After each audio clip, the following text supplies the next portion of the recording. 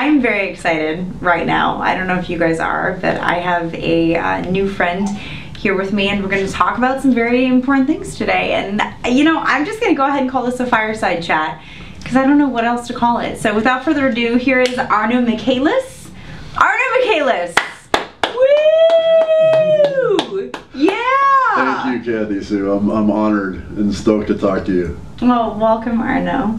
Welcome to our beautiful. Are you feeling warm? How's this fire? It's the perfect amount of warmth. Okay, good, good. How did you try any of the snacks? I did. Yeah, the pepperoni and mozzarella, it was exquisite, as was the garlic shrimp. Good, good. I made those just for you. The love was part of the ingredient. I can taste it there. That's what it's all about. And we do have some pomegranates. It's a great chaser. Okay, for great. the shrimp and pepperoni. Nothing you're allergic to, though. No. Okay, great, fantastic. I'm good. Well, welcome to Los Angeles. Love Los Angeles. Yeah, well, Los Angeles loves you.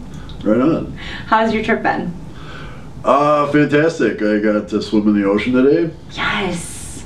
Little big for body surfing, so I just kind of got kicked around in the foam, which is good. If I'm in the ocean, I'm a happy guy. Yeah, you gotta go East Coast. East Coast, the waves are like half of the size that they are here on the West Coast. You get right in there. And warmer water. It's real nice. Yes, so much warmer. Right on. It's so much easier to learn how to surf on the East Coast. So Arno, tell us a little bit about your history. Who are you in one sentence? And then let's dive into the past.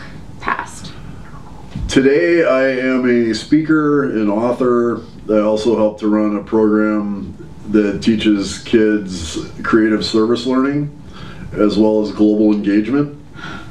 And I do this in part because I moved to make a positive impact in the world. In a past life, I made a significant negative impact. I did a lot of harm to the world in the late 80s, early 90s. I was a white power skinhead. I started a white power skinhead gang that is now the largest organized skinhead group on earth. Did a lot of harm to myself, to society, to my family, to innocent people, and today I really want to try to make a positive impact to counter that harm at least, and ideally to surpass it at some point. So do you think that, what you're doing now is driven by a desire to assuage your own guilt, or a desire to, and it could be both. I mean, we're multifaceted, nuanced individuals. Sure. Is it a desire to assuage your own guilt, or is it a desire to make a difference in the future? I've been doing this for just about 8 years now. And when I started, it was very much like, I gotta right the wrongs that I committed. I have to balance the scales. I have to do something positive to match the negative I've done. Over the years, as I've done this regularly and done it more and more, working with young people, developing nonviolent problem-solving techniques, cultivating peace in the world, it's really its own reward. Yeah. So nowadays I really just do it for the sake of doing it. And also as I couldn't picture myself doing anything else, honestly. Yeah. This is what I love doing. I'm a big fan of the old saying, do what you love and don't work a day in your life. And I'm not much for work. I don't like working much. Yeah, me neither, man. But I love what I'm doing. and I don't consider it work, and that's why I do it very zealously and just appreciate every moment of it. Well, that's beautiful. I can't wait to hear more about that. Let's dive deep a little bit into the past for a second. Okay. And kind of, I mean, I know I am personally very curious to know what do you think it was that started this journey for you? Like, what was it that drove the first couple of moments that led to the hate that led to where you are now, filled with love and this man that invigorates change in people? I think a lot of it is simply my personality type. I'm like a natural born adrenaline junkie. Yeah. I started to walk and talk very, very young. My parents actually have this whole like urban mythology about my childhood where my dad will be like, Arnie was 6 months old and we found him 80 feet up in a tree in the backyard. Oh my God. I was probably like 2 years old and 10 feet up in the tree. Yeah, but, of course. I get my storytelling ability from my dad. He's amazing. But I was that kid. It was like I didn't like being in the house. I like being in motion constantly. My parents would lock the door. I'd figure out how to unlock it and bolt. Yeah. They would latch it at the top of the door. I would get like a teetering mound of high chairs and phone books and scale it and pop the thing and bolt.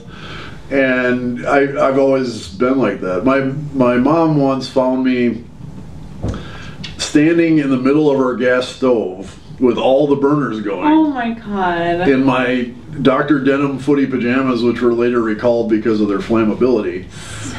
And the reason I was on the stove is because above the stove was the cabinet with all like the poisonous cleaners and all the toxic stuff, which I needed to get at, of course.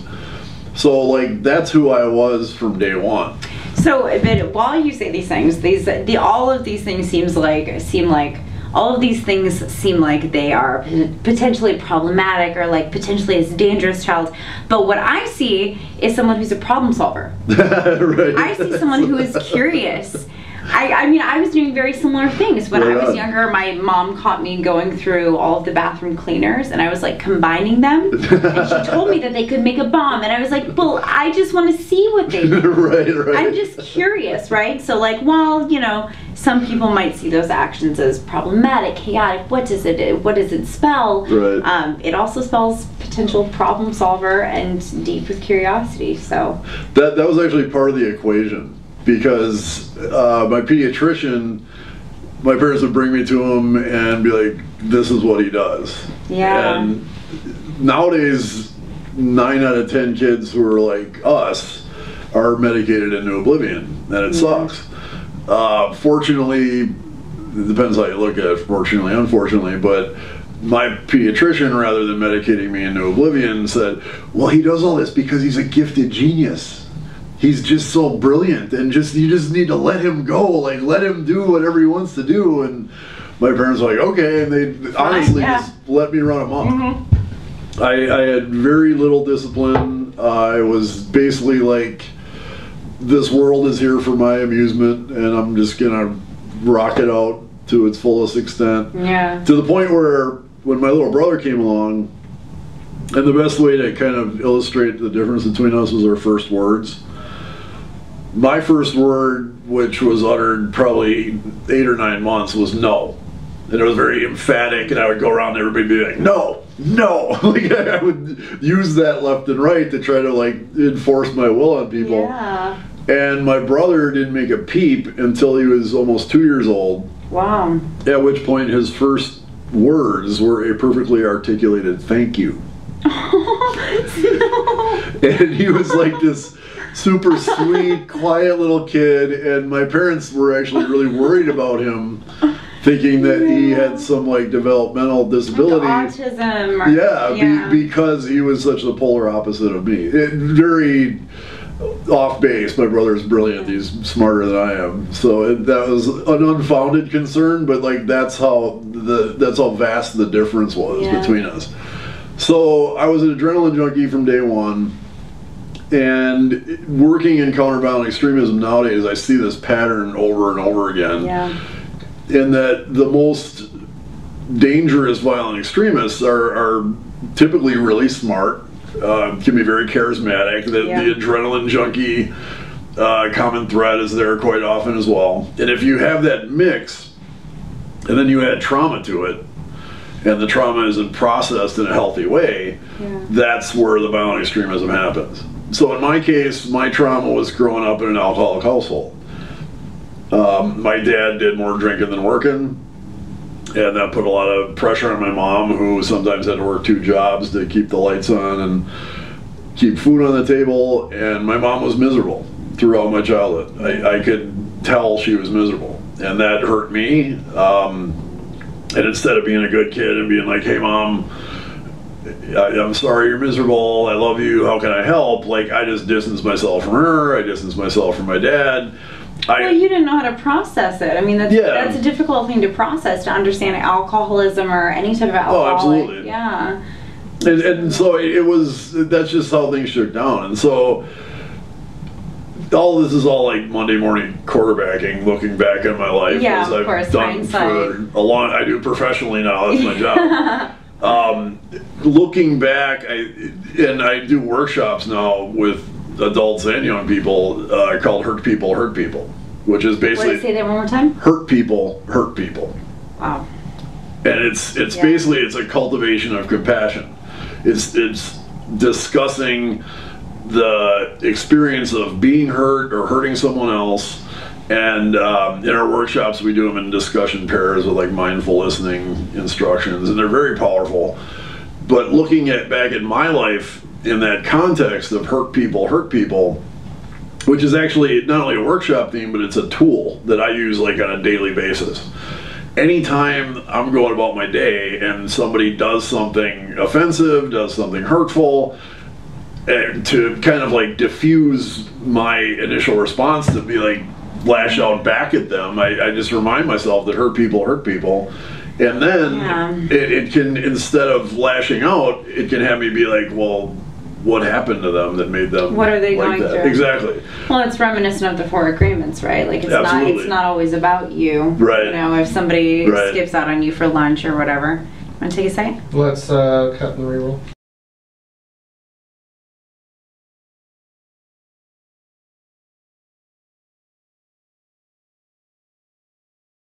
The idea of hurt people, I think that's very reminiscent of the 4 agreements in Right. which, right, it's not always about us. If someone can't show up for lunch or whatever the case is, maybe it has nothing to do with us, right? Our Right. own pain is our own pain, and someone else's pain is someone else's pain. That's why I fervently believe in the importance of smiling at someone else, because you never have any idea what they are going through. Right. And if someone is in a terrible mood, it most likely has absolutely nothing to do with you. So taking that onto a more grandiose scheme with hurt people. That's a fantastic practice. Just making eye contact and smiling at people. Yeah. I do that myself, and it certainly makes life interesting sometimes. Not everybody's comfortable with it, but that's okay. We'll keep on doing it, man. Not to digress too much, but I'll never forget the first time I went to New York City and I was doing that, and I was going to Google, walking down 9th Ave, and I see this woman who just like struck me as like a CEO or something, some kind of executive. She had some like real slick kind of pantsuit on and jewelry and like walking real fast, and I just kind of make eye contact, just smile at her, and she's like, "What the fuck are you looking at?" Like, they just went marching on, and I was like, I love New York. I love this place, and I've been in love with it ever since. But yeah, I do digress. Well, little known fact to everybody out there: Arno and I are both from Milwaukee, Wisconsin. Right. Actually, both from Mequon, Wisconsin. We went to the same high school, Homestead High School, in Mequon, Wisconsin. So we actually both had similar educational backgrounds, which is very interesting. As well as the community is, I can imagine, has been the same for quite a few years. I go back to Thiensville to visit my parents, a time capsule. And someone's like mowing their lawn. They're like, "Hey there," and I'm like, "Hi, what's up? Do you want to say something to me? Like, what? Hi." And it's such a different community. So even to take, go LA to New York, people are bustling. So absolutely. Imagine you've been in Milwaukee for quite some time. I'm still there. Yeah. It's a pretty unique place, actually. Yeah. It's the most segregated city in the United States. I've learned that recently. Many years running. And it's very depressing. I've been working in Milwaukee's inner city since 2010, working with young people there and connecting them with kids from the suburbs, which is like a kind way of saying black kids and white kids. That's just how Milwaukee is. And that segregation causes just absolutely crushing poverty and hopelessness and disconnect between the people on either side of it. And a lot of what our organization does, Serve to Unite, is about defying that segregation and breaking it down. Well, it's hard to understand what we're not exposed to at all. Yeah, and the interesting and ironic thing about it is that people who are like most affected by this segregation are sometimes least aware of it. Yeah. I've met black people in Milwaukee's inner city who, like, outside of a teacher here and there at their high school, had never seen a white person. And growing up in Mequon, very much predominantly white, and you have zero clue what is happening in Milwaukee's inner city, which is like 6 miles away. I mean, to be honest, I had no idea. I grew up in Mequon. I grew up in Wisconsin. I went to Homestead High School, which is a fantastic public high school. It is. I'm so grateful for the education I received, and to me, the city of Milwaukee felt like a very cultured and wide place. But I left Milwaukee when I was 17. Okay. I left straight from Mequon and went straight to North Carolina and went to Salisbury, North Carolina, which is a very small little town in North Carolina, which, if you're following the news right now, it's not doing too good with its opiates or heroin. Oh, wow. But it's just a very different town, so I never experienced Milwaukee as an adult person and what it means to be a white person there, or a white woman there, or a woman there, or a person there. I never experienced that as an adult. Right. So my perspective on Milwaukee is very different. Where does this come from? What do you do when Milwaukee is one of the most segregated, is the most segregated city in the United States? It is. That is so, it's honestly difficult for me to comprehend, because when I was growing up there, it didn't feel that way. On top of that, and this is all falls into place when you understand what segregation does to communities. Wisconsin is also the worst of the 50 United States. It's the worst place to be a black person. Ugh. In Wisconsin, black people are incarcerated more often, make less money, graduate high school less, higher teen pregnancy, like every kind of measure of social success and social wellness in Wisconsin is worse for black people than anywhere else in the country. At what point did the needle turn? Is that a big question to answer? It's a big question. It's important to understand that the United States, along with the rest of the Western world, so-called, was really born out of white supremacy, and like from long before day one of the USA. It was a place where white people were seen at this level and everybody else was seen at this level, and people were treated as such. And obviously slavery, you know, people think they have a grasp of it. Like, you could talk to pretty much anyone in the United States and they'll be, oh yeah, slavery happened. But then from there, they're like, well, wasn't that like 600 years ago, and why don't people just get over it? And almost dismissive. Very dismissive, actually, and not understanding the generational trauma that is still the lineage trauma. My roommate Liz, who everybody on my YouTube channel knows, we've been talking a lot about lineage trauma and how those things can transfer onto following generations. Genetically, actually. Yeah. The trauma and stress, when it's like piled on day after day after day for in a person's entire life, it essentially sinks into their genes and can be passed on. And in slavery, this is a good example of this, but let's say to a male and female slave had a child, and if let's say that child was like whisked away and then raised in like the utmost lap of luxury, they would still be carrying their parents' trauma genetically, and it would affect their ability to learn. It would affect their emotional stability.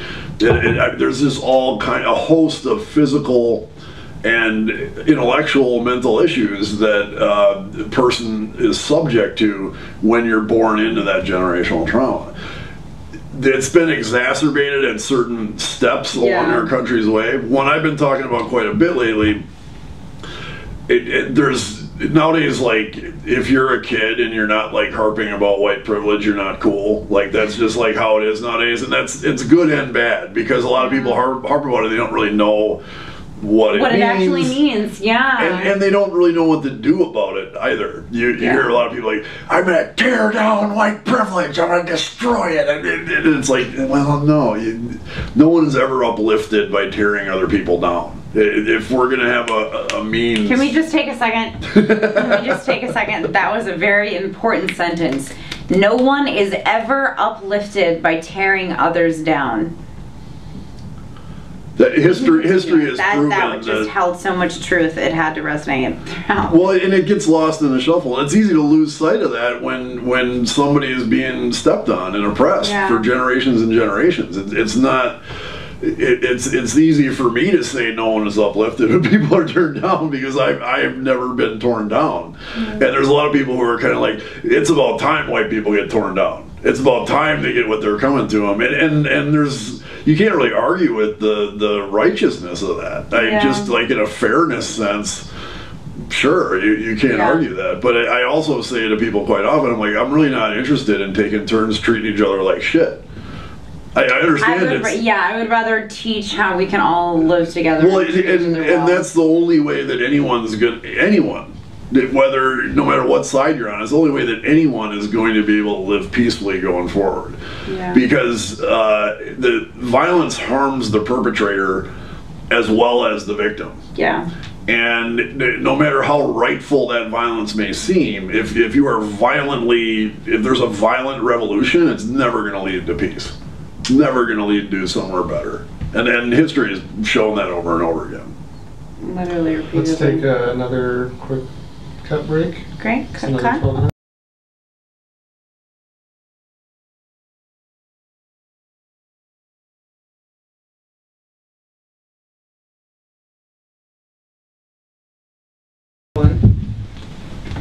Havarti, mozzarella. Rolling. Ready, and 1, 2, 3, boom. Okay. Oh, well, that was depressing. I can't get it. Speaking of trauma. I know, right? This is more drama than I dream. You know what really bothers me? What's that? When the shrimp still have, like, the poop in it. Oh, yeah. I watch Chopped all the time. Oh, God. I'll get you chopped like that. Oh, but I'll eat it. I won't. If I can catch it, I don't eat it. So I'm going to back up just a little bit, because something that I would like to understand more, something that I would like to understand more, and maybe the viewers do as well, is something a little bit further. What, do you remember what the turning point was when you became a white supremacist? Is that, and then what the turning point was when you stopped?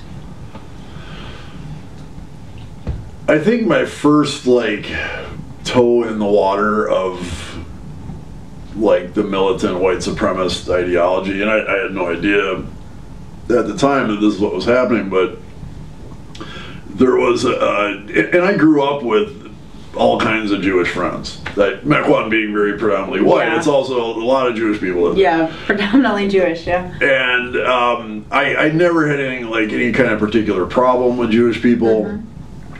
I think it was in 8th grade, there was a new kid. Where'd you go to 8th grade? Lakeshore. Me too. Lakeshore, Arizona. Depending on the story that's following it up. Hey! Yeah, this is an ugly great story, education, actually. Though. Yeah, great school, great teachers. I was a bully since I was a little kid. And again, going back in like this reverse engineering psychoanalysis of mine, I think I was bullying people because I was suffering. And, and again, I believe that all violence stems from suffering. So I was a pretty accomplished bully by 8th grade, and for me, in order to like keep being a bully, I had to like keep it fresh. Like, hey, I'm getting bored of just like physically beating kids up or just like shaking them down for their lunch money. Like, what can I do to keep my bullying like at a level? You're trying to rebrand your bullying. I want excellence in bullying. That's what I was after. You want to be the best you can be. Exactly. So this new kid was Jewish, and my mom is an amazing artist. Just like one of the most amazing artists I've ever seen anyone's work on earth. She's fantastic. And so I grew up drawing stuff a lot, and I'm not a bad artist myself. And I was really into comic books. So I did a lot of comic book artwork, which is basically like big muscly dudes and like really hot women. That's comic books. And this new kid comes in, and I know he's Jewish, and so because I'm a gifted genius, I don't know if I mentioned that, but I am. Yeah. My mom says. Yeah, of course, yeah. Because of my Mom says gifted, it's true. of course. Yeah. So because of my gifted genius, I figured if it'd be cool if I drew like a big muscly superhero guy, and I wasn't good at drawing faces, so I just drew a big smiley face, like a smiley face button. Like Kind of creepy. It was very creepy. It sounds very Warsaw. And then, it gets better, because instead of a big S on his chest, he had a big swastika on his chest. Oh, stop it. Oh. And I would draw this guy, like, dismembering this kid, at like a cartoon version of him. Yeah. And then we'd pass him these notes in class. So as we're sitting in English class, I would be just really busy, like putting everything into this drawing. It would be, pretty spectacular drawing, but very gruesome and very offensive. Yeah. And then I'd kind of slip it to him. And he would, at first, whatever, and it just, he'd do his best to act like it didn't bother him, but I knew it did. And the more I could get every little bit of his suffering out of there, I'd keep drawing more. And so every day he was getting barraged with these. And it was really like my first whiff at the repulsive power of the swastika. And then later on, so that was in 8th grade, and it was maybe 2 or 3 years later that I was a full-blown skinhead.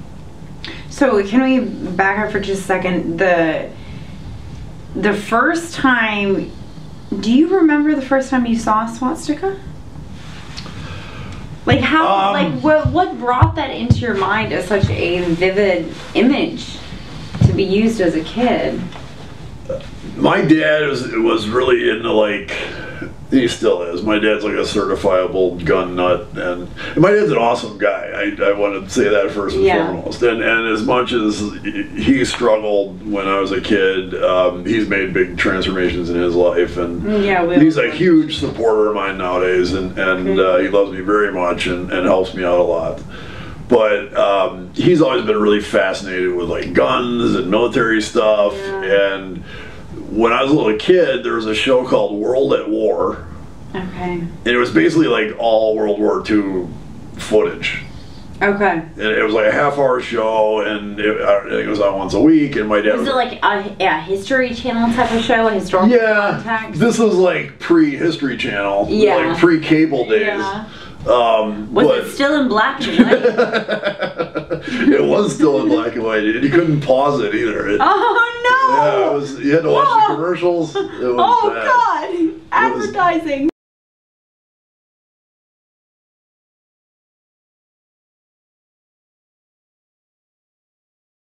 I'm 46. I remember those dark, well, you don't look dark 46, days. so. No, I thank you. So I'd watch this show with my dad, and I was just like right away, I'm like, oh, guns, war, blowing stuff up, that was part of my adrenaline habit. And I think that probably the first time I saw a swastika was on that show. And again, this is all like, I don't remember thinking this at the time, but looking back, I think I associated the swastika with power. And like masculinity? Oh yeah, absolutely. Yeah, and if you look at like any footage of World War II Germany, of Nazi Germany, like these big giant rallies they would have, where they'd have like the 10-story high swastika flags, and all these people like all, these crowds all Sieg Heiling and Hitler all rah, rah, rah. It was very violent, very aggressive, and just very charismatic at the same time. Absolutely. Yeah. Just like steeped in toxic masculinity. Yeah. And here I am, like, as a 5-6-year-old kid, like, I want all the toxic masculinity. Well, and your dad was into alcohol at the time. Yeah. So you didn't necessarily have a paternal role model? Well, he was always around, and he spent a lot of time with me. Okay. But it was the alcohol creates distance. Yes. It was not so much as like when he was drunk. He was like a fun drunk. Like we'd have a pistol range in the basement. We'd go shoot guns and like go outside, light fireworks off. Like woo, like this is fun. But when you're all super hungover and you got little kids running around, you're just like, oh, and you're distant. And for a kid, that's like really it's very inconsistent. Yeah. And that combined with like the pressure it put on my mom made it really, really difficult. Yeah. And so I that was the first time I saw a swastika. My dad is he's a strange dude. He's a wonderful, strange dude, but he's like an arch capitalist, fundamentalist, right-winger. He thinks that there is no problem in human society that can't be solved by letting the market like run amok. Like, and it's the most evil thing there is like when you regulate the market, like the goddamn government, you know, that's the worst thing there is. And I've gotten past arguing with him about it, but and I don't mean to laugh at people's views, but your impressions of people are just hysterical. When your eyes cross, when you're like giving impressions of Nazis, which is not a funny thing, but your impressions of them, because I assume he's been dealing with these like harsh topics for so long. It's so close to his heart, so close to his face, so close to his everything, your time, your schedule, everything is about this. So I can imagine there has to be injected some form of humor or lightness amongst all these heavy topics. Absolutely. Yeah, there is, or you can't. And that goes for everyone. Yeah. I think everyone who's been traumatized by the Trump regime has been like, Alec Baldwin has been a godsend, because it's like, okay, so every Saturday night we can at least have a good chuckle about Please give me a meme. Right, yeah. A meme will help me through Tuesday. Exactly. Yep, I feel ya. It's a survival mechanism in many instances. My dad is as like right-wing as he is, he's also like really into like Eastern mysticism. Interesting. And like I'm an official Buddhist. I took a refuge vow in 2014, but my dad has always been like really fascinated by Buddhism, but never like took the plunge and said, okay, I'm a Buddhist. But he meditates very regularly. He believes in reincarnation. Interesting. One of the things I didn't like when I was a kid that he would do is he would get drunk and he would be like, okay, tell me what card I'm holding. I'd be like, I don't know, 9, and he's like, no, you're not concentrating. Now, I know you can do this. I know you have a powerful psychic mind. No. And I'm like, I don't know. The king? I don't know. Can we go down to the basement and just play with the shooting range, please? Can we go light fireworks now? I can't do telepathy right now, Dad. That was basically it. Like and my dad is like pretty legit psychic. Like he's massive intellect. That's Have just you like taken him to palpable. a roulette table in Vegas yet? We've not done that. Oh, no. you gotta do that. Take him to a roulette He's table. not much of a chance taker. He's got a very conservative portfolio. But roulette is not chance. Roulette, when you're a psychic, is you understand. That's true. I'll tell you this. There's a little secret for you, Arno, and for everybody else watching. I have never walked away from a roulette table with less than $400. Wow. Ever. Really? Nor have I ever put more than like $20 on the table to start with. That's not a bad return. But that's, that's like what, 400% or whatever. Do you use your psychic ability for that? Yes. Right on. Very much so. I just think.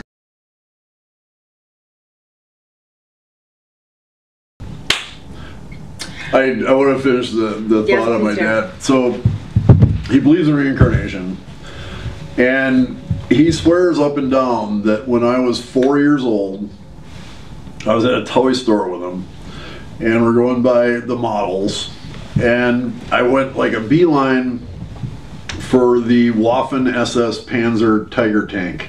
I have no idea what that is. It's like a big giant tank that they used, and according to my dad, I remember the tank, and I remember saying 1945. Yeah. My dad says I went to the tank, I pointed at it, I said 1945, and then I told him in gruesome detail how I was a Waffen SS Panzer tank commander who died in the Battle of the Bulge. When you were 4? Yeah. And now I'm like, I don't really like believe in reincarnation. I don't not believe in it. I'm kind of like agnostic about it, along with a lot of other things.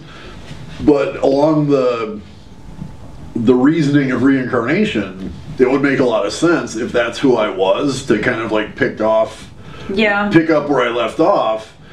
and then having to learn that lesson, because in reincarnation lore in Buddhism and Hinduism is like this as well to a degree. It's basically like each life you live is like your opportunity to learn. And when you learn, then you are reincarnated like at a higher level or as a higher being. And you don't go anywhere until you learn. So it's basically like, and I believe, I'm not a real expert on Hinduism, but I think in Hinduism, like if you mess up, you can go down. Yeah. You could be like, you know, mess up your way to being reincarnated as a mosquito or something. No. But that'll get you there. That'll make you a mosquito real quick. Oh, I could not be a mosquito. All right. So that memory I have of and I remember with the tank too, it was the Iron Cross of the Wehrmacht, which is this kind of like that.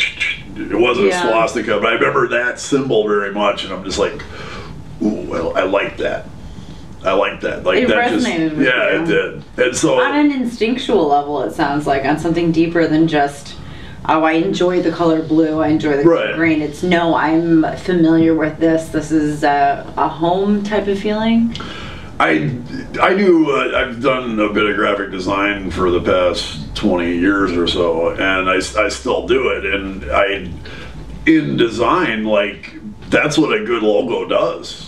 Yeah. Like when you see that logo, you're just like, oh, that's Like even, I don't know what it means, whose it is, whatever. But like just looking at that symbol, looking at that design, that, you know, collection of lines and whatever, like that should grab you. And the swastika is a universally revered spiritual symbol that it's debated. Like you know, I watch Ancient Aliens and I love that kind of stuff, so you know, who knows. I like Ancient Aliens too. Isn't it awesome? Right on. I love Giorgio. I'm not saying it was aliens, but it was aliens. Like, that guy's awesome. I mention it because, like, it's debatable of, like, was there a point where that one idea for the swastika came from? And in any case, civilizations from, like, every continent have developed a swastika in some sort of motif or another as a spiritual symbol. From Native Americans to Tibetans to the ancient Northern Europeans, like all of them came, and in Africa as well. People all like came up with this symbol, and in every single instance, it meant something really positive. It meant the sun. It meant life. It meant warmth. It meant motion. And it wasn't, and Hitler was dialed into this, and that's why I believe he selected that to be the symbol of the Nazi Party, and kind of he appropriated it, twisted it. How did he select the swastika? Well, did he have a graphic designer? Like, what the fuck? How did Hitler? He actually had a lot of like really talented artists that were that kind of drove the Third Reich. A lot of their propaganda. I mean, that built their movement, was all these pictures of like heroic Aryan warriors and like really evil-looking Jewish people. That was the graphic design aspect of Nazi Germany was really, really powerful. Where Hitler got the swastika was, it's an ancient Norse ruin. So the Vikings would like carve it on their ruin stones. And in Norwegian, or not Norwegian, but Norse mythology, the swastika was a symbol of Mjolnir, which was Thor's hammer. Mjolnir. The swastika was a symbol of Thor's hammer. Right. It was, well, comic book fans. Consider that. That's right. When you go and watch the movies. I don't know what any of them are called, so I can't make a proper reference, but you know what I mean. The new Thor Ragnarok is fantastic. Ragnarok. There we go. I saw it last night. It is awesome. You saw it here in LA? I did, at Arclight in Santa Monica. It's a good theater to go to. It's like, I love Barbarella. It's one of my all-time favorite movies. What's Barbarella? I'm sorry! Literally everybody in the room just got mad at me in that moment. I am so sorry. You must see it. You make a priority to see it. Barbarella? It's a like super campy, like 60s, way over the top sci-fi flick starring Jane Fonda. It's super campy, like, you know, really like cheesy music and cheesy special effects and Like Valley of the Dolls. yeah, like that times 10. Okay, great. I love it then. Oh, you will love it. I don't know how anybody can not love it. And then Thor Ragnarok is like reminiscent of that in much of it. I watched It's not like any other comic movie that's been out recently. I can't even pronounce it. We're gonna stop for a second. Battery is about to die. I have one for you. That's good.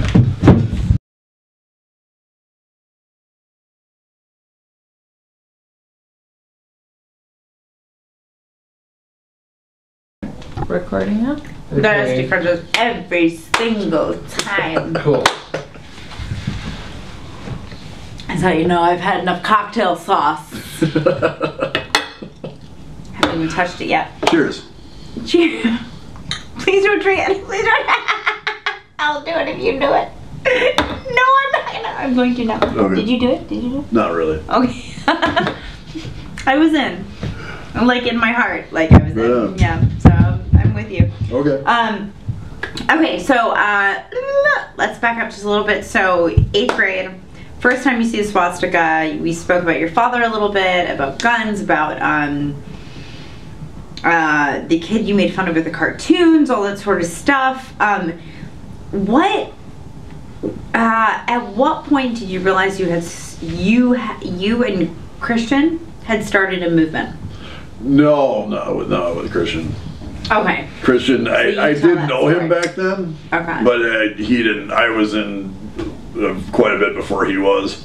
Okay. And he came along like after in Chicago. And okay, so he was Chicago, you're Milwaukee. So exactly. Did it start in Milwaukee? Like, what's the... It actually did start in Chicago. Okay.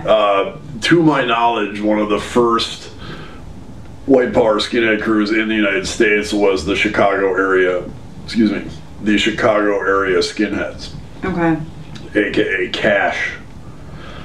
And their leader was a guy named Clark Martell, who is best described as Manson-esque. This guy was like in his 30s. He was very, very smart, very charismatic, and like batshit crazy. And he had a bunch of kids in their late teens, early 20s who followed him around and did anything he told them to do. And he was very aware of the power that music had to reach people. And he started a distribution company to import white power skinhead bands from the UK and sell them in Chicago and wherever else he could get them. And he called that company Romantic Violence. Oh, okay. Okay. Sound familiar? Connected, yeah. So, yeah. Because Christian Picciolini yeah. wrote Romantic Violence. That's where he got the title. And you were the author of Life After Hate. My book's called My Life After Hate. My Life After Hate. I founded the Life After Hate organization before I published my book. Oh, really? Right. So I founded it kind of as a means of self-publishing the book piecemeal online. And like as soon as I got it off the ground, the person who really helped me start it was a woman named Angie Aker, who I'm still very good friends with. Angie was a survivor of domestic violence. And after interviewing a lot of former skinheads, like that common thread of dysfunction in the home was very apparent, so it made sense that like here's a former violent extremist and a survivor of domestic violence who are going to launch this peace effort called Life After Hate.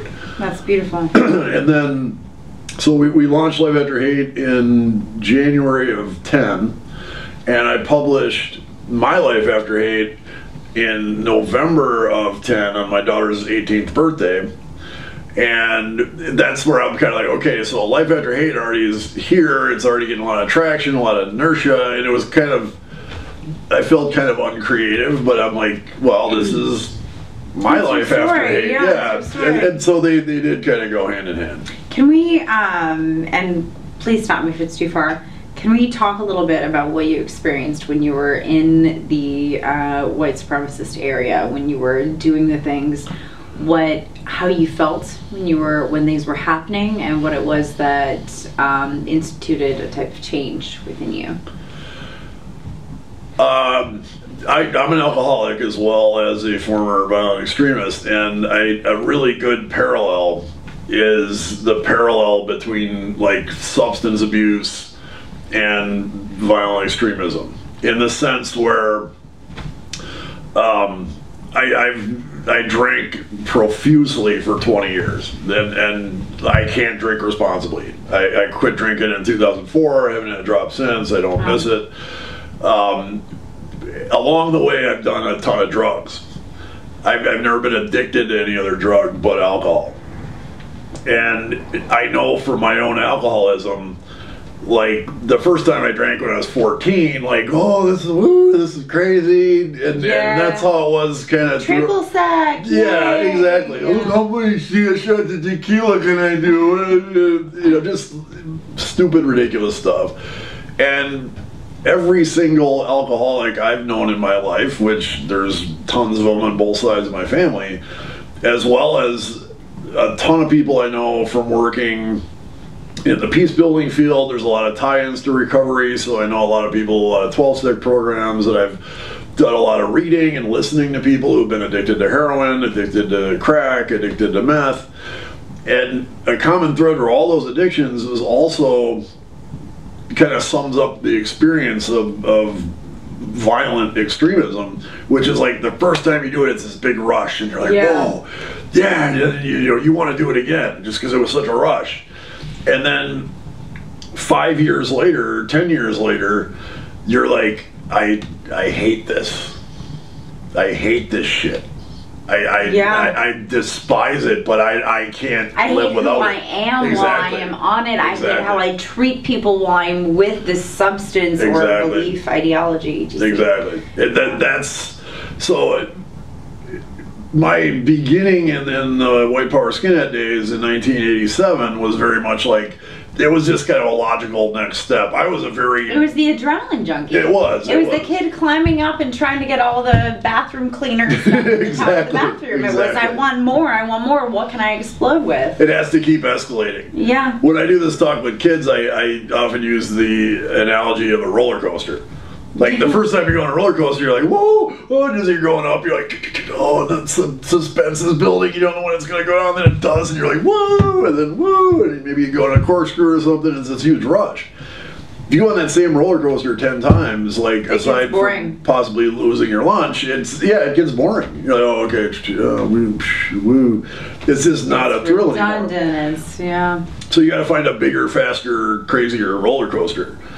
And you see this at theme parks. The thing now is, like, compared to when we were kids, is just insane. That's what brought me in to the point where I'm like, yeah, I'm just gonna add a swastika to my drunken street fighting and hating people anyway. Like, when I was a punk rocker, I was like, I hate this town, I hate the school, I hate cops, I hate the government, I hate black people too. I hate you, Mom. Oh, totally. Yeah. And I also use that because I think everybody can relate to that. Yeah. I think anybody who's ever been a teenager on the face of the earth has had at least one split second where a parent or a teacher or somebody said they can't do something and you're like, oh, I hate you. Yeah. And fortunately, most people just like, it passes, and it's, it's hormones, it's puberty, whatever. For me, that was just like part of the rush. I'm like, oh, I hate you, and I hate you, and I hate you, and I hate that government, and I hate cops, and I hate, and how easy it is to be like, and I hate Jews, and I hate gays, and I hate blacks, and I hate Mexicans. And then we see the rise that I get out of people when I go around saying things like that. And that becomes just as addictive. Exactly. Then I'm like, ooh, yeah, I really. When I was a punk rocker, punk is a big, nebulous, gigantic tent, and it always has been. In the late 80s, I was like into hardcore punk. I just like to break shit and get wasted and piss people off. Like, that's all being a punk was to me. About that time, there was this kind of offshoot called peace punks. And interestingly, I'm very much a peace punk nowadays, but like the peace punks back in the day were like, don't drink Coors beer, man. They don't hire black people. Like, we're boycotting Coors. And like, I didn't give a shit one way or another who Coors hired or didn't hire, but I hated the peace punks. So like, just to piss them off, I would drink exclusively Coors, even though by my quantity, not quality measure, like I'd have to spend some extra money to get Coors because it was more expensive than like Schaefer or something. Coors is not too bad. Tastes kind of good. Yeah, that was the really good stuff. And I actually bought a Coors hat that I'd wear to punk shows just to piss off the peace punks. So it's like I didn't do that because I was a racist looking for like a good racist brewing company. I did it just to piss off the peace punks. And that was a like, lot of what you did was to get a rise out of others. Yeah. It's almost attention seeking. Hey, look at what I'm doing. My voice has value. My voice can affect you. What I'm saying can affect your life. Right. And that was the desired effect. To a certain degree. Interestingly, it certainly was attention seeking.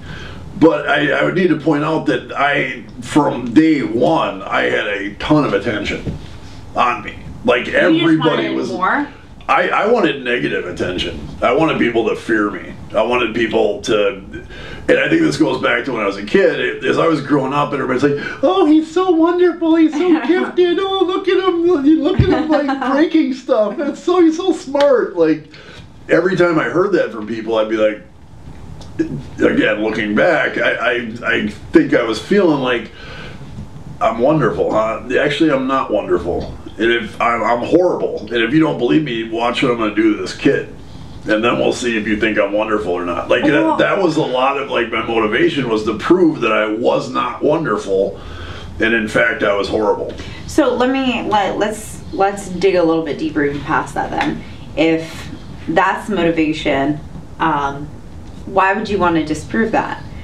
Could it be the pressure that comes along with he's so smart, he's so great?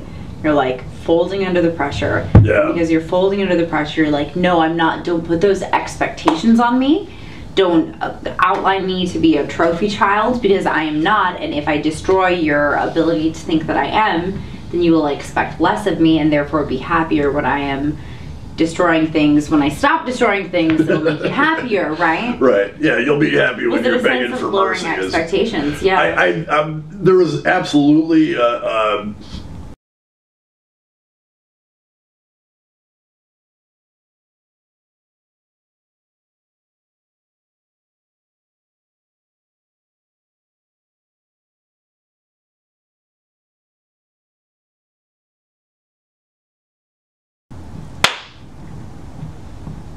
Wait, 1 second.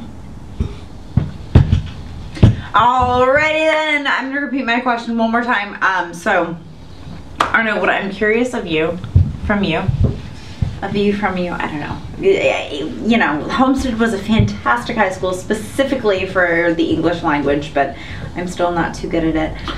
What I'm wondering from you is, what are, if you're willing to share, sure, some of the worst things that you did while you were in that place that might now, you know, drive some of your actions now? What are some of the best things that you've done now as who you are now and what you've embraced now? As well as what are some of the best and worst you've seen since the post-white supremacist life? There's things I've done that will haunt me to my grave. And they should. I've done horrible things. I've beaten people and left them for dead. I was always a big kid, and I could always hit really hard, and I was a good wrestler, and I would like drag people down to the ground and just beat them until the cops came or until somebody pulled me off. I've beaten people until I was covered in their blood. And in those scenarios, like, I would be so berserk that it was like I wasn't even thinking. There was one time, some guy hit me in the head with a lead pipe, and I was beating him to the point where I felt him go limp. And it like occurred to me as I was hitting him, like, this guy's gonna die. And I'm just like mechanically kept going. Do you think that something clicked inside of you? What do you think drove you to those moments? I had a taste for violence since I was a little kid, and when you're experiencing it yourself, it's a rush, and so I was addicted to it. I to this day I still love throwing a punch. I love hitting stuff. I hit a heavy bag nowadays, not people, but and I loved getting hit back then too. And I wasn't a very good fighter, so I got hit a lot. And today I have post-concussion syndrome. I have bone spurs in my neck. I have all my joints are shot. I have arthritis in both my hands and in my feet, in my knees, and it's still. And, I don't expect any sympathy for that because like all that damage happened when I was out damaging other people, like just for kicks. So if that is a penance in itself, in one way or another, but. The people I've hurt will always haunt me, and I wish I could take that back. A lot of people I say, would you do it all over again? Like I get that question here and there, and I think it's a worthwhile question, and I love my life now. I love who I am. I love what I do, and I wouldn't be here if I hadn't taken the exact same path that I did. But if there was some way to answer the question, would you do it all over again? I'd be like, well, if I can do it without hurting all those people, then I would. Well, and here's the questions like that almost anger me slightly because we make the decisions that we make. Some of them are terrible, and some of them are great, and some of them hurt people, and some of them don't. Right. But ultimately, everything we learned lead to who we are today, and I think the things that you've done today, not to say that anyone's pain is justified or anything but from what it seems of I would like to say revolution that you and others have caused that are working along these same lines, is that you've saved more lives. And you would not have been able to do that, nor would you have wanted to do that had you not experienced the opposite and the opposite effects. Not that I'm saying, ends justify the means by any means,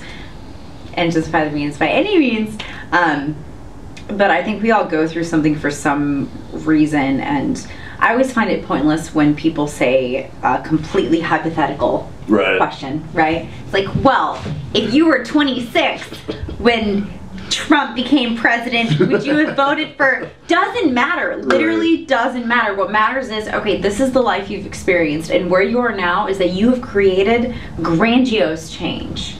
And thank you for doing what you do. Because the reason, and I don't know if you guys know yet or not, but the reason we met in the first place is because I so much wanted to believe that conversation was possible. When everything happened in Charleston, I said, guys, conversation is possible. Everyone said, punch a Nazi, punch a Nazi, punch a Nazi. You make your decisions, I make mine. But I strongly believe that conversation is and can be some type of element for change. Oh, absolutely. And life after hate, when I discovered life after hate, I was like, oh, see, this is it. This is proof. This is proof that conversation can create change. And I'm a firm believer in conversation. Absolutely. I was laughing with Liz, my roommate, the other day because I said the two books that have influenced me the most are The Art of War by Sun Tzu. Just reread it for the second time. Yeah. And Peace is the Way by Deepak Chopra. Haven't read that. The two books that have influenced me the most are Art of War and Peace is the Way. Yeah, right. And let's just think about that. Yeah. But regardless, what we experience determines who we are, and the change that you have created in this world, I think a more beneficial conversation is not hypotheticals. I think it's, hey, how did you have those conversations? As between people who aren't gonna have the conversation? Yeah. In my experience, step one is not avoid it, but if we disagree politically, I don't want to sit here and butt heads with you on the issues that we disagree on. Yeah. I want to connect with you as a human being and find some common ground that all human beings have. Wait, one more. Yeah, look at that elbow. Okay. There. Yes! Perfect. Look, High we five learned every new time. things. Yeah, I was taught that myself a few years ago. The key to beginning those conversations is find the common ground, and there's always common ground. I sincerely believe that all human beings have far more in common than they have different. No matter what color you are, how much money you make, you don't make, who you worship, who you don't worship, where you live, what language you speak, all of those things, even if they're all stacked, you still have in common, we have the capacity for compassion. We have the capacity for kindness, for forgiveness. And when I started Life After Hate, it was an online magazine dedicated to basic human goodness, which is the human need for compassion and the ability to give it. It's kind of a beautiful thing. We all need compassion. We can all give it. Yeah. And far too many humans are like locked in this denial of that, and it's sad. I once was for probably the first 25 years of my life, not just the time in hate groups. And I found that when you not just talk about compassion, but explore it, like really experience it with people, it reaches out to people across the political spectrum. When I was running Life After Hate, we had a ton of support from Republicans. I'm center-left, kind of. Yeah, me too. I wish I could have voted for Barack Obama again and again and again. I think he was a fantastic president. My commie buddies don't like him. He's a white supremacist capitalist oppressor, according to them. And of course, people on the right don't like him. He's Marx, Mao, Stalin, Trotsky, all rolled into one. But politically, I have my political opinions, and I feel very strongly about them. But I found that just like, I'm not giving up those opinions, but let's just like put them on the shelf for a minute. Let's talk about compassion. Let's connect as human beings first. Let's talk about a time when we hurt somebody or a time when someone hurt us. Yeah. And once we have that discussion, now we can like bring a little bit of the politics out. Say, well, now that we've had that discussion, I'll tell you why this is how I feel about abortion. It's leading conversation with humanizing the human. Exactly. It's what it really is. It's saying, you're a human, I'm a human being. What are human things that we both have experienced that we both can relate and understand? Exactly. And it's almost setting the same language. So it's like the 7 or the 5 love languages. I don't know. You guys know what I'm talking about, right? And they're like, oh, well, the love language of physicality or of spoken word or of, there are all these different ways that people experience love and the language that they use to express love and to accept love. So, a lot of leading psychologists say, well, like, discover what it is about your partner that that they accept love through. So like if they feel love when you give them physical gifts, give them more physical gifts, right? But I like to take that example of love languages and expand it. Oh, and absolutely. say, okay, so if we have different definitions of love, then we also have different definitions of friendship, of support, of help. What does help mean? Right. Of what does empathy mean? What does compassion mean? And once we're able to connect with each other and say, okay, here's my definition of this, okay, here's my definition of this, okay, good, then we have a starting point. Exactly. Where we can have a conversation and where we can grow. That's really where the magic happens.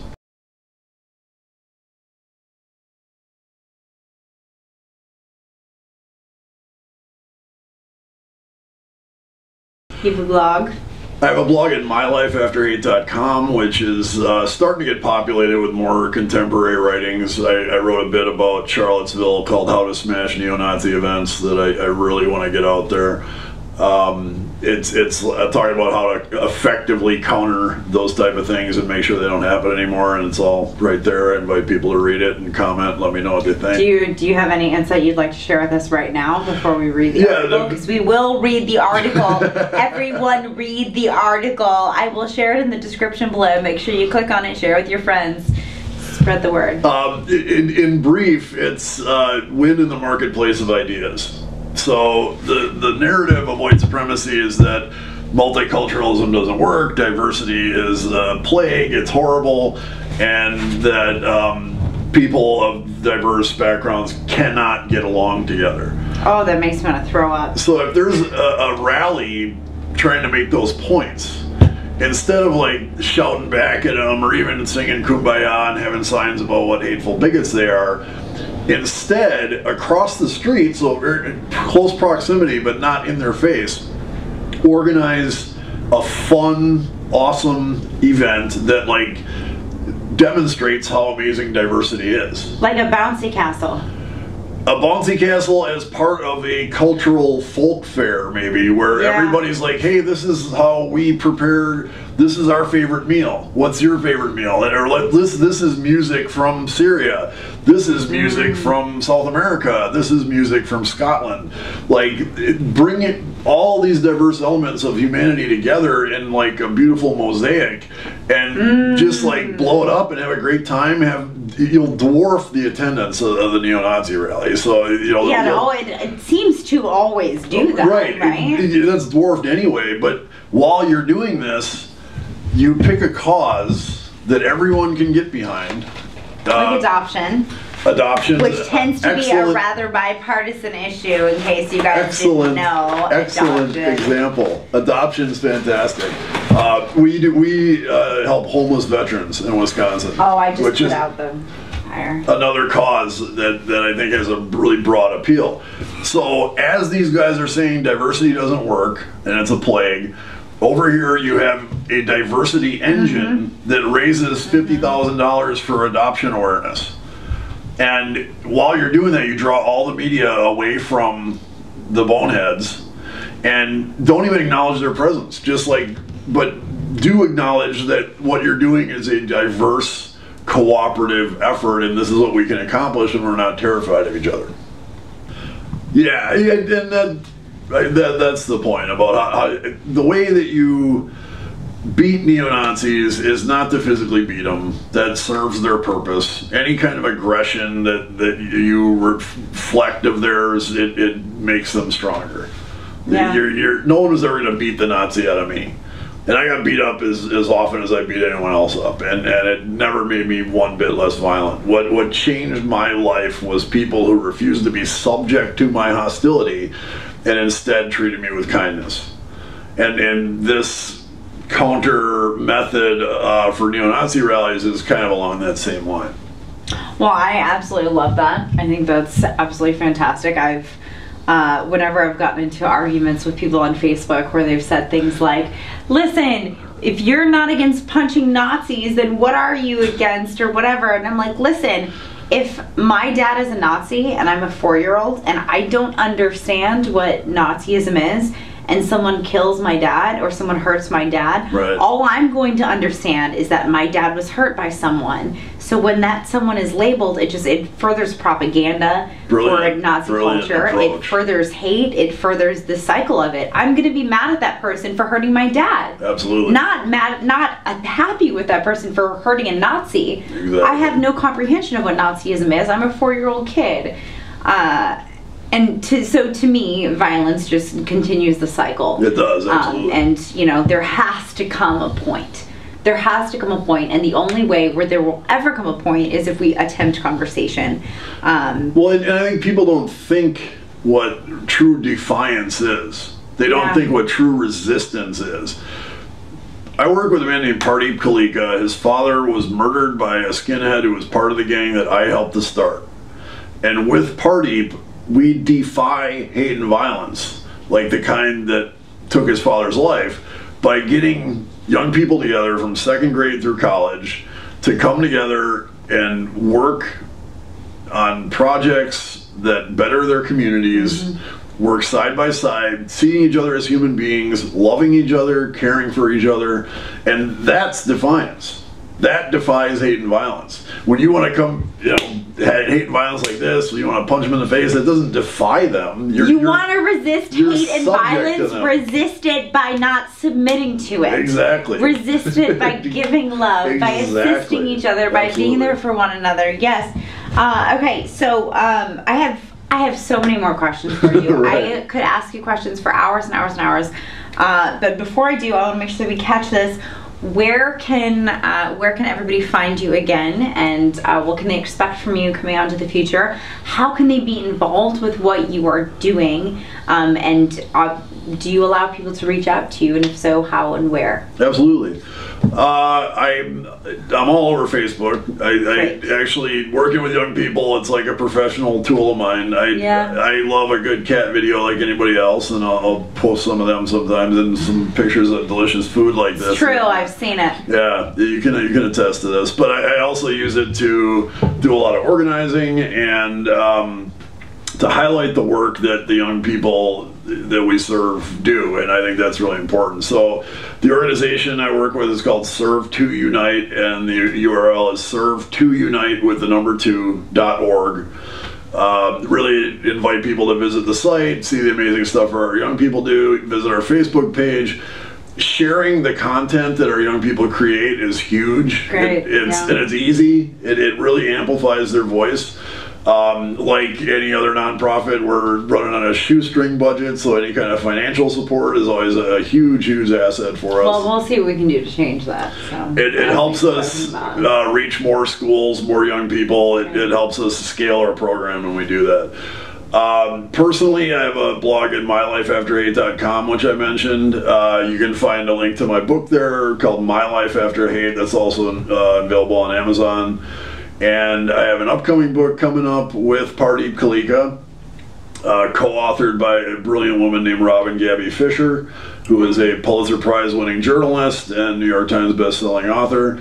That book is called The Gift of Our Wounds, and it'll be available April 10th of next year. And like next week, Pardeep and I are going to have our social media up for the new book, and we're going to start hyping stuff there and sharing a lot of the stuff that Pardeep and I do on a day-to-day basis. I think that's apropos to the book. I love it. I love it. Share. Is that camera still rolling? Is it blinking? Okay, I'm going to switch. I want to switch that battery. I have one more very important question, and then we can call it, if that's okay with you guys. Awesome. Yeah, great. Yeah.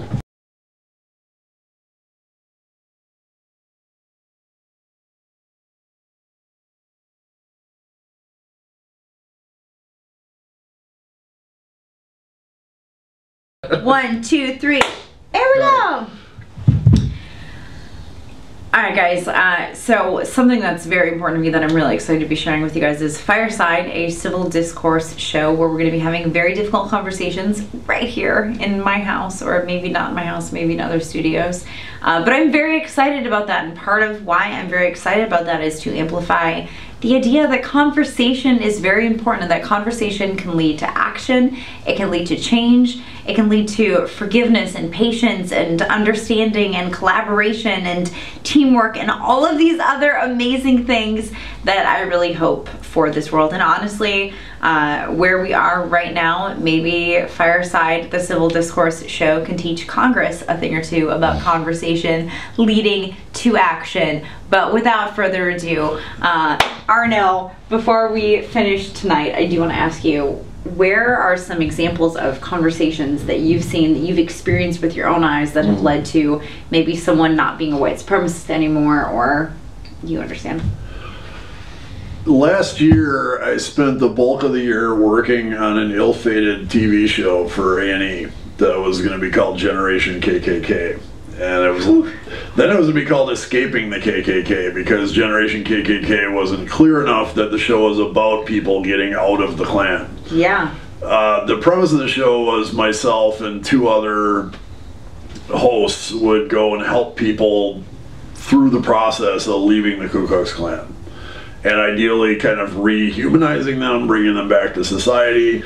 I spent from March till October shooting the show on location in Georgia with a guy named Chris Buckley, who was the Klan has all these like silly D&D names for everybody, and like Chris was the Imperial Nighthawk, which is the bodyguard to the Imperial Wizard, and the Imperial Wizard is like the leader of a nationwide Klan group.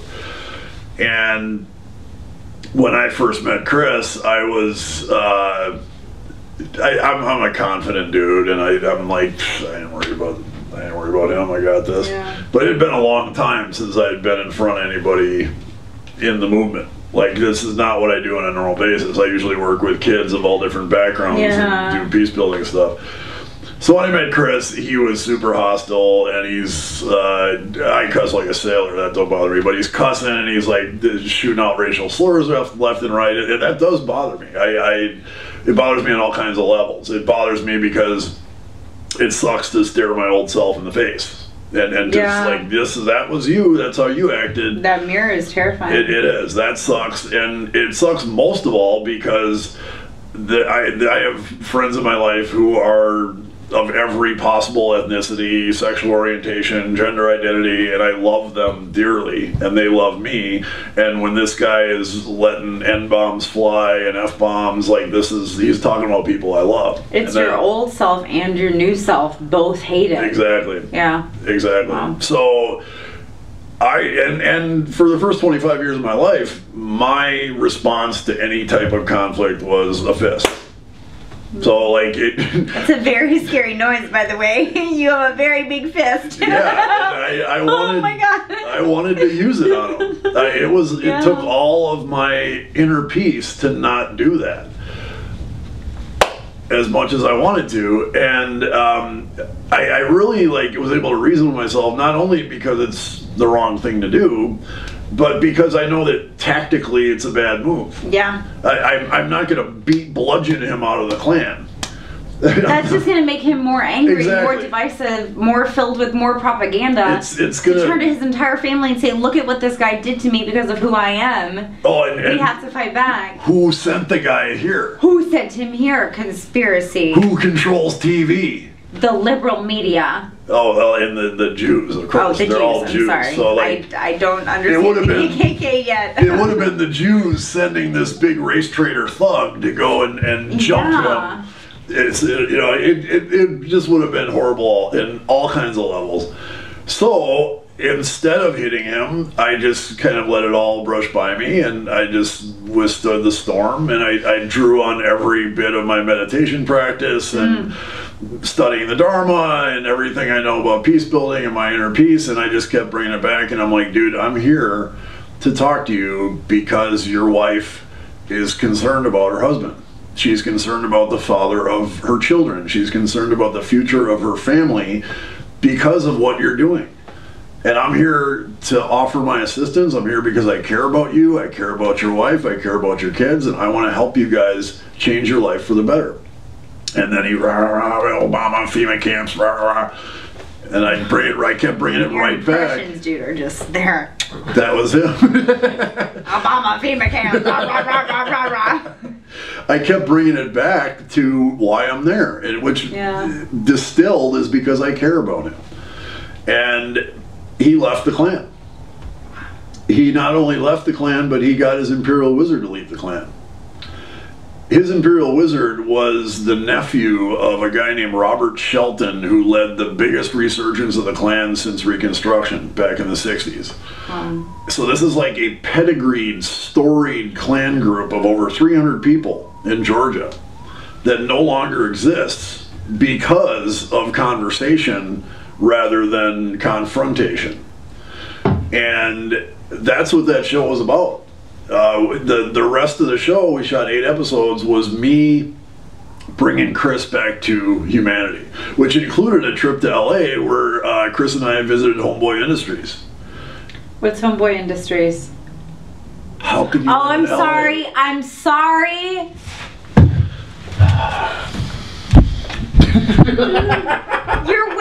You were wearing the hoodie though when you walked in. I was, yes. And that's why I'm apologizing. I still don't actually know what you're talking about. Let's plug Homeboy. Okay, let's plug Homeboy. Homeboy Industries is the world's premier gang intervention and prevention agency. Oh, stop. They have helped tens of thousands of people from all over LA leave gang life, recover after substance abuse, after horrific trauma happened to them, like become parents, become college graduates. They do absolutely amazing work. It's all rooted in kinship and compassion, and I'm a huge Homeboy fanboy, and that's why I took Chris there, was because I knew that Chris was involved in the Klan because of trauma he had been through. His childhood was a living hell. He was in the service, and he saw horrible things happen in the service. Everybody at Homeboy, and I'm never one for like a hierarchy of suffering. I think it's all, we all suffer, it all hurts. But when there's someone who has been through what you've been through times 10, and they're making positive steps in their life, it's an important thing for you to see. Yeah. So I brought Chris to Homeboy to meet all these Latino and Black and Asian people who were making the changes that he needs to make. Yeah. And I'll tell you this, when he walked out of there, that was the point of no return. I knew he was never going back after that. That's how much Homeboy Industries moved him. And that's what that show is about. And it all happened because of conversation. So is Annie ever going to release that? No. Speaking of conversation, it's important to know that cognitive dissonance and lack of critical thinking is not exclusive to the right side of the political spectrum. In fact, both sides of the political spectrum, the further you get, the more the cognitive dissonance sets in, the less critical thinking sets in, and just as emotionally motivated. It is. Just as Donald Trump could tweet out any kind of horse shit in 280 characters now, and his good topical reference. Yeah, thank you. I'm on top of stuff. 280 characters now. Not just 140. His followers will take it as like a gospel law of physics fact. The same thing happens on the left. So when the show was announced, and in a New York Times piece that I thought made it very clear it was about leaving the Klan, people got it in their head that the show normalized racism, which it didn't do by any stretch. How did they see it? They said they didn't see it. See? They didn't see any of the show because there's no conversation. They just got it, and I understand. I'm trying to understand where they're coming from. This is 6 weeks after Trump was elected, so nerves are raw. We were really tense then. And somebody gets it in their head that this show is like Duck Dynasty with the Klan. Like we're just giving the Klan this big, eight episode season to just spout whatever kind of bullshit they want. And what's old Jim Bob up to today? Oh, let's go and see. He made a new Klan roll. And that's not. It wasn't like that in any. So did Annie never? Did they never respond? Was there? Because I feel like that's something that's really easy to be like, hold on, guys. Here's an episode done. And he saw all of it. They loved the show so much not exactly that it was like the most millennial. Right, company. And they're owned by Disney.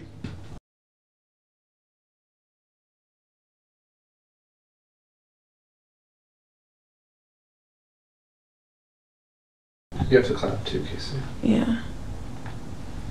Recording. Yeah, it's recording. I was just making sure. But I remember seeing that on Facebook, and I remember seeing the video, and people were the comments were just like, why are they giving them a platform? Right. Like, and it was crazy. And now that you're talking about it, I'm like, I do remember that. And everybody in the feed was talking about how they shouldn't have a platform, and Annie needs to stop doing shows for the KKK.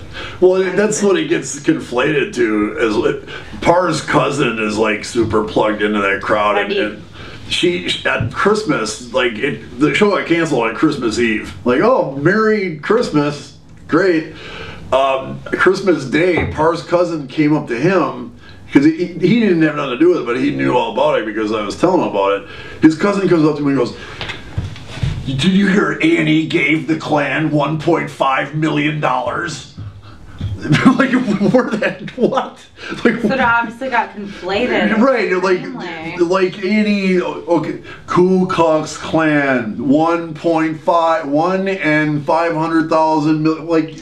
I guess, Arno, it confuses me because that seems like, as a person that's worked in marketing, that's worked in PR, that's worked in the internet industry, that's worked in television and film, that seems like such an easy thing to respond to. It's gold. It seems like such an easy thing to respond to for me to just say, no, watch the show. Exactly. It is about removing people from the KKK. What was it about A&E, about Disney, about whoever the fuck it was that decided to not respond in a way that would have kept the show on the air? Let's look at, just for a second, little sideline. I just put my finger in my own nose. Little sideline there real quick. Little sideline to everything that's happening with Kevin Spacey, right? Yeah. We look at House of Cards. Kevin Spacey, Robin Wright, House of Cards, right? All this fucking drama is happening with Kevin Spacey because he's a pedophile, blah, blah, blah. So House of Cards is like, okay, well, let's drop him off. Okay, well, obviously, if we can just make the story about Robin Wright, here's a simple, easy solution to something that is incredibly controversial. Yeah. Fucking pivot. Annie didn't even have to pivot. Their show was already about something that was changing. Right. Something that was innovative. Something that was needed. The big dagger. Were they being cowardice? Because that's what it feels like. The big dagger was after all this controversy was cooked up, it was revealed that the Klan guys were paid for their participation in the show. Ah. I was involved in production. I did a lot of story producing, like scenario stuff, did a little bit of directing. I was mostly on camera.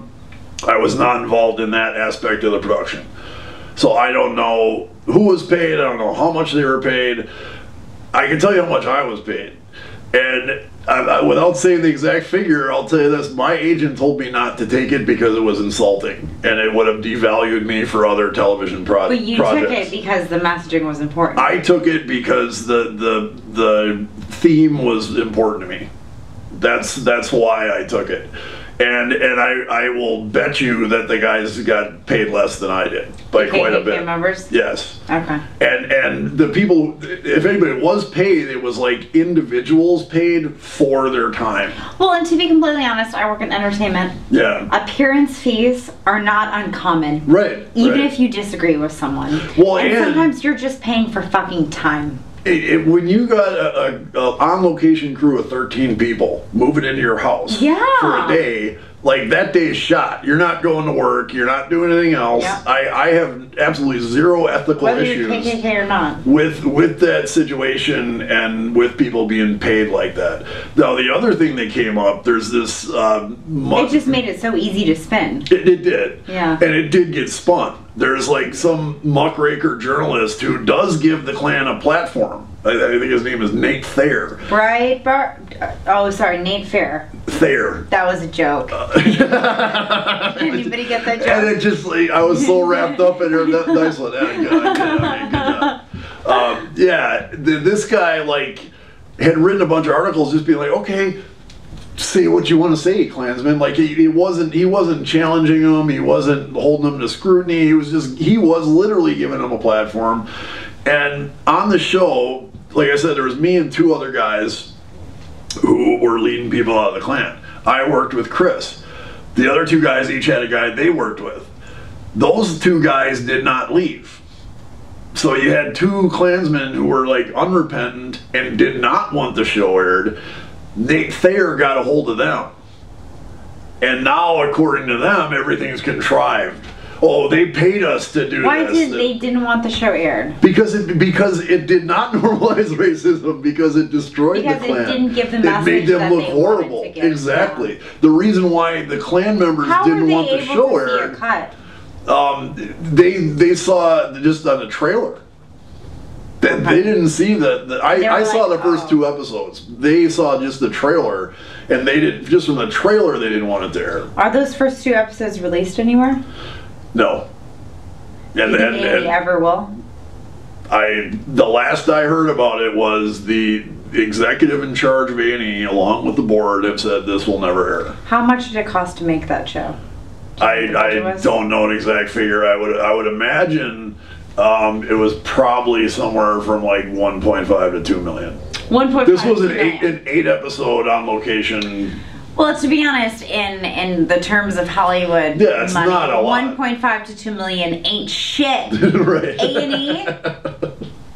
What if we buy those episodes from you? Because I would love for them to still air. So guys, what if we start a little GoFundMe where we purchase these episodes from A&E so we can truly see what was going on? I don't know, I think that would be kind of interesting. It's not even the money though, because other messaging? Like especially like new school Media 3.0 outlets, Netflix, Media Hulu, Amazon, Vice, like all these web-based content providers who don't have to kowtow to advertisers were like, yeah, we'll take this all day long. And so it's I think A&E could have made a shit ton of money if they would have just sold it to the highest bidder. Because they would have been coming at the top of the game with that stuff. Exactly. So I just think they're beyond the money, and like I said, in the grand scheme of things in Disney, a 1.5 million is like absolutely it's nothing. Pens, yeah. Right. It's literally like petty cash, and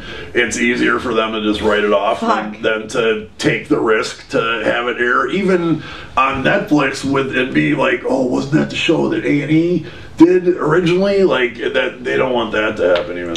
Well, you know, honestly, A&E, I'll tell you this much. You can air it on Kathy's YouTube. Right here. Free to air. It's fine. Probably not suitable for advertisers since YouTube has kind of, you know, slashed that and all but half. But that's the power of conversation. I've seen the power of conversation destroy a storied, pedigreed 300-person clan cell that no longer exists today because of conversation, rather than confrontation. What was your turning point? My turning point was, my hard turning point was becoming a single parent and having a second friend murdered in a street fight, which happened within months of each other in 1994. But leading up to that, I had this growing exhaustion that was just getting worse and worse, and I knew I needed to change. I knew I needed to leave. I didn't know how that was going to happen. Exhaustion from when you were in. Can you tell me? Were you in a group? Was it just white? What was the group that you were in at the time that you left? I was in a group called the Church of the Creator, but I was still kind of on the way out of that. I was really like getting burnt out, and it was really just like me and the guys in my band, and all of us were getting. We just want to be rock stars. We were you didn't want to do any more of that. Yeah, exactly.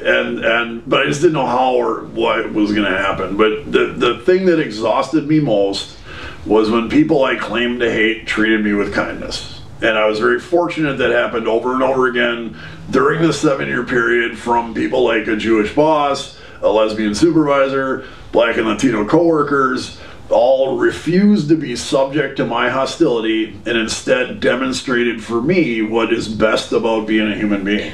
I will not ever forget the words that he just said. Those, I'm going to forget them now because I got all lost in them. Isn't that ironic? Those who I've treated with hostility were kind to me. Exactly.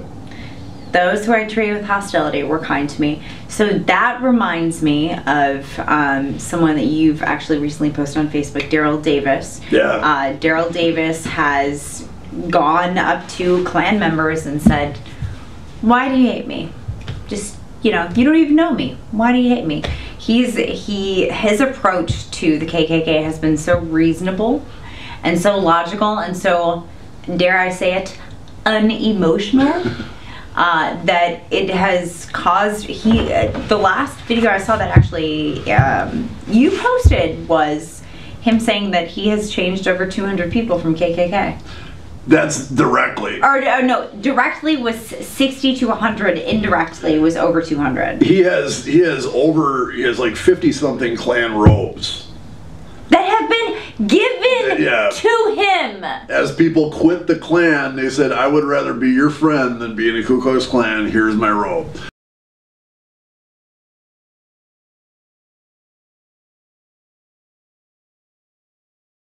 Information today is like people, and I work at this. Like if I see something, I'm like, "What the fuck?" And I want to just start going nuts with it. I'm like, whoa, let me. First of all, just like let's just settle down, gather some more information, Yeah. like really kind of educate myself here, try to get all angles of the story, try to reason a little bit, try to think before I freak out. We're rolling. You rolling? Yeah, we're All right, all right. Clap, clap, snap. Cool. Getting all the information. Yeah, Mucho importante. it And is. I think that's a piece of humanizing each other, right? And one last thought on the whole A&E show thing. The accusations I got from like SJ Twitter were that it normalizes racism. I've just explained. And how- this is specifically from the A&E special. Yeah. Okay. The accusation was that it normalized racism. Absolutely wrong. The other accusation, which was like flying, was that you're humanizing the Klan. I'm like, yeah, guilty as charged there. Yeah, absolutely we're humanizing them because A, they're human beings. B, when you humanize them, they tend to leave the Klan.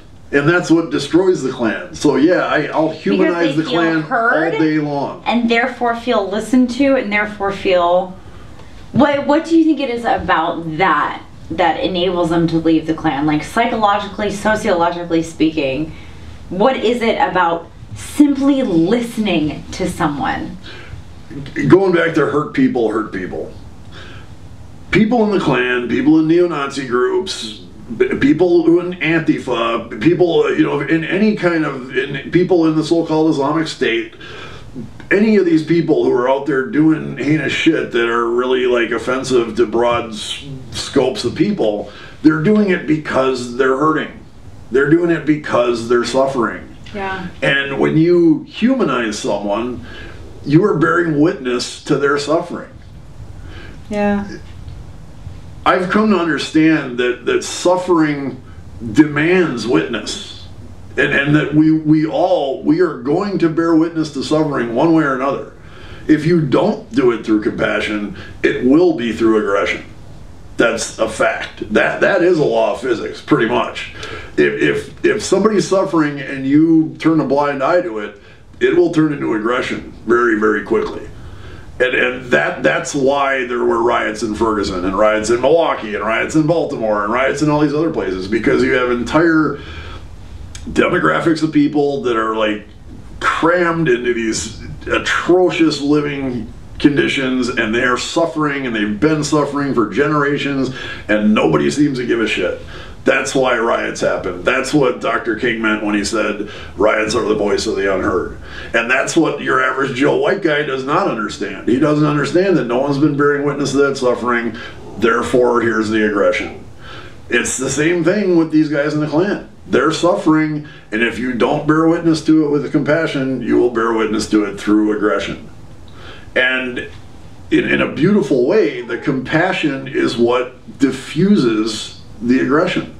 The compassion is what leads them out of the Klan. So yes, I humanize the Klan all day long and twice on Sunday, and I sure the fuck am not going to apologize for it, ever, for humanizing any human being. And if somebody's political attachments make that hard for them to stomach, that's kind of on them. That ain't on me. Or on the people who are suffering. Arno, thank you so much. Thank you, Kathy Sue. I really enjoyed the conversation. Yeah, this has been truly fantastic. And thank you, Liz and Tyler. Yeah, thank you. For the amazing behind the camera work. And guys, I want to say, please be passionate about something, fight for something that you believe in, have courage, be kind, walk through today with a positive mind, and get outside. Because it's short, life is short. Fight for what you believe in, make your time worth it like Arno has, and make a difference, because, even if only a certain amount of people can make a difference, everyone should try. So, yeah, if you want to be a part of the journey, please subscribe. Make sure that you comment down below and share this with your friends or your mom or whoever wants to or needs to hear this message right now. I think we have begun walking into an era of new conversations in which, through humanizing each other, whether or not I agree or disagree with your beliefs or your values, through humanizing you, I can understand you a little bit better. Through understanding you, I can find forgiveness, compassion, patience, and maybe some changes, some action items within that can lead to a better future for all of us. So thank you so much, Arno. Thank you, Kelly. Oh yeah, let's hug. I think I cut up myself. Oh, thank you so much. All right, guys, that's it.